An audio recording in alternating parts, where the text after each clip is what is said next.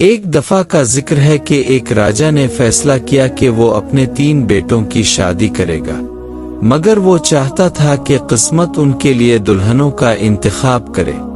اس مقصد کے لیے اس نے ایک انوکھا طریقہ اپنایا۔ راجا نے اپنے 3 بیٹوں کو بلایا اور ہر ایک کو ایک لکڑی کا ٹکڑا دیا۔ اس نے کہا، جس طرف تمہاری لکڑی گرے گی تمہیں وہیں جا کر اپنی دلہن تلاش کرنی ہوگی۔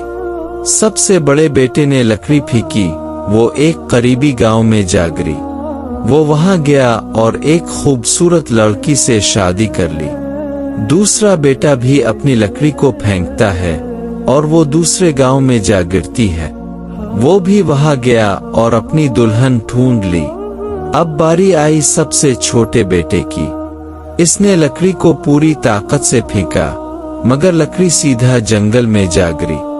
بڑا حیران ہوا کہ اسے گاؤں بستی کے بجائے جنگل میں دلہن کیسے ملے گی، مگر وہ اپنے باپ کے حکم پر عمل کرنے کے لیے جنگل کی طرف چل دیا۔ جنگل میں گھومتے ہوئے اسے ایک جھیل کے کنارے ایک خوبصورت جھونپڑی ملی۔ وہاں ایک نہایت حسین و جمیل لڑکی رہتی تھی، مگر وہ عام انسان نہیں تھی۔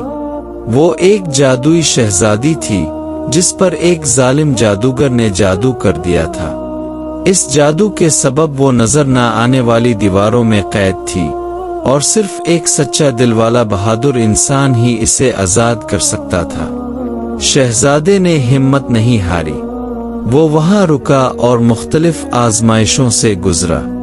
بالآخر اس کی محبت اور بہادری نے شہزادی کو آزاد کر لیا۔